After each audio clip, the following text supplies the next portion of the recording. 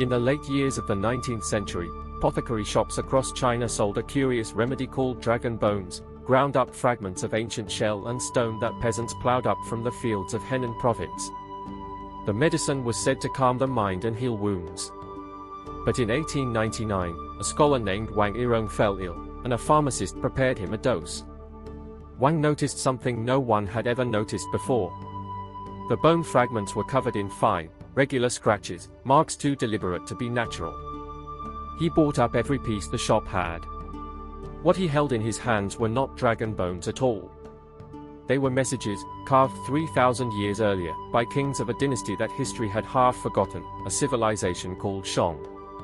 That chance illness unlocked the oldest writing ever found in China, and opened a door onto a world of bronze and bone, of ancestors and oracles, that had waited beneath the soil for 3 millennia.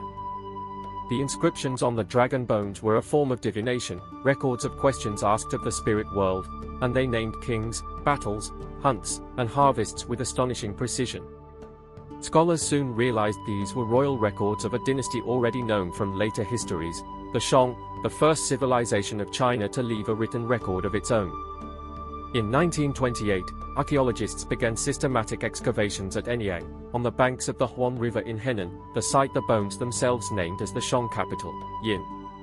Beneath the fields lay the foundations of palaces, great bronze foundries, chariot pits, and royal tombs, an entire capital city that had ruled the Yellow River Valley for more than 2 centuries.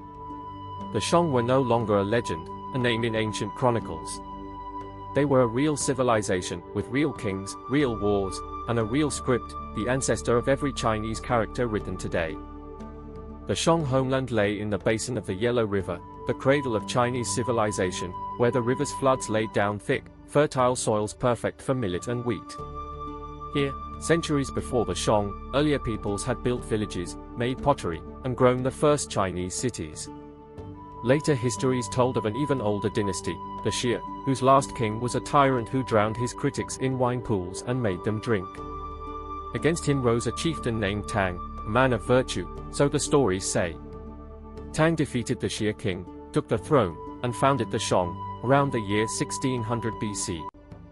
For 500 years, his successors ruled a network of cities along the Yellow River, moving their capital several times, until a king named Pan Geng settled at Yin, the city that would become Anyang.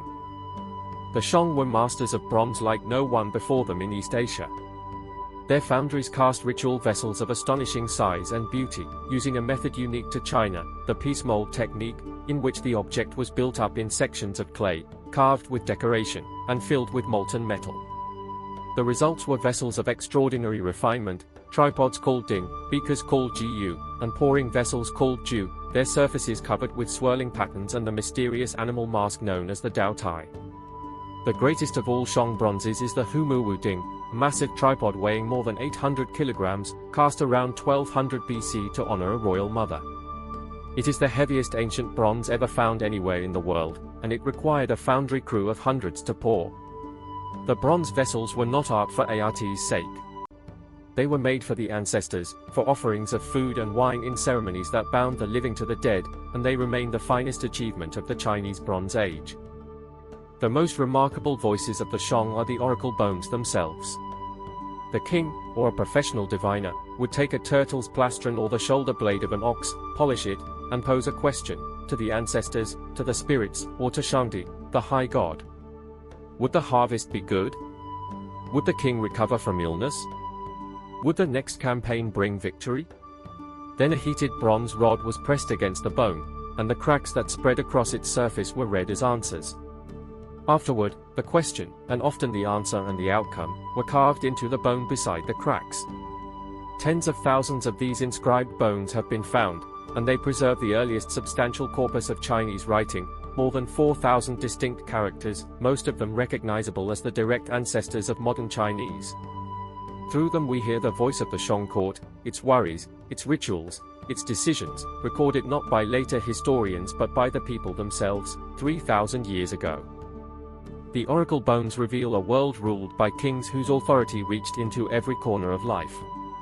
The most documented of them all was Wu Ding, who reigned around 1250 BC. His bones record hunts, wars, building projects, and sacrifices on a scale that dwarfs anything known in the region before him. They also record his anxieties, his illnesses, his dreams, and his worries over his wives and sons. The Shang king was no mere warlord.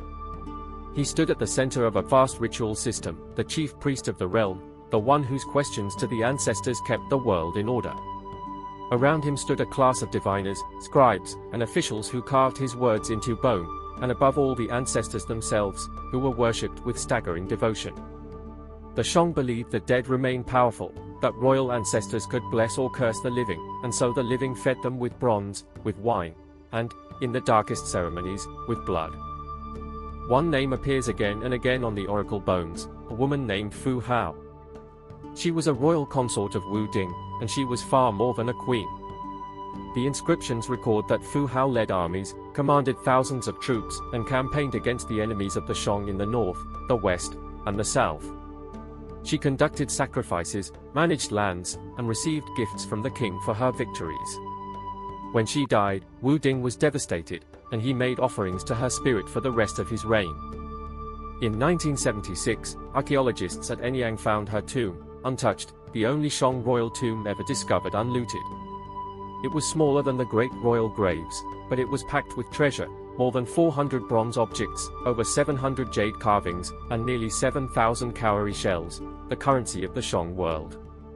Fu Hao, warrior, priestess, and queen, had been sent into the afterlife with an army of bronze and jade worthy of her legend. The Shang were warriors as well as ritualists. Their armies fought with bronze dagger axes called ji, spearheads, and composite bows, and from around 1200 BC they fought from chariots, light two-wheeled vehicles drawn by horses, a technology that transformed warfare in East Asia. Chariots were the weapons of the aristocracy, and they were buried with their owners in great pits, complete with horses, sometimes with charioteers, so that the dead might ride in the next world as they had in this one. The bronze workshops of Anyang turned out weapons by the thousands, and the bones record campaigns against tribal peoples on every frontier.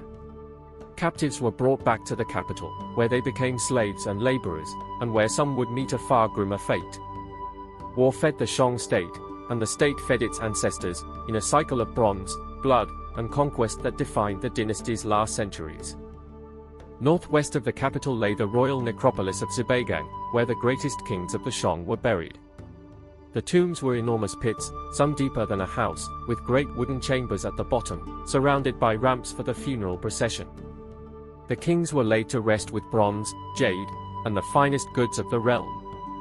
Around them, in the tomb and in the pits that surrounded it, lay the bodies of those who would serve them in death, soldiers, servants, charioteers, and sacrificial victims, numbering in the hundreds for a single king.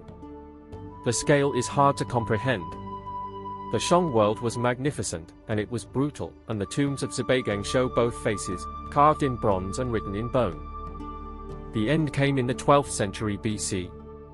The last Shang king, Xixing, was remembered by later historians as a monster, a tyrant who built pleasure palaces and invented new tortures, though the story was written by his conquerors. Around the year 1046 BC, King Wu of Zhou, leading a coalition from the west, met the Shang army at the Battle of Muye, a great plain not far from Yin. The Shang were defeated, and Xixing died in his burning palace. The Zhou proclaimed that the Shang had lost the mandate of heaven, the right of the virtuous to rule, and so they justified their conquest, and so began a new era. But the Shang did not vanish. Their script became the foundation of Chinese writing, and every Chinese character today descends from the graphs carved on those bones. Their bronzes set the standard for 1,000 years of Chinese ritual art. And their oracle bones, dug up as dragon bones, ground into medicine, and sold by apothecaries, survived to tell their own story, the voice of the first civilization of China, speaking across 3,000 years.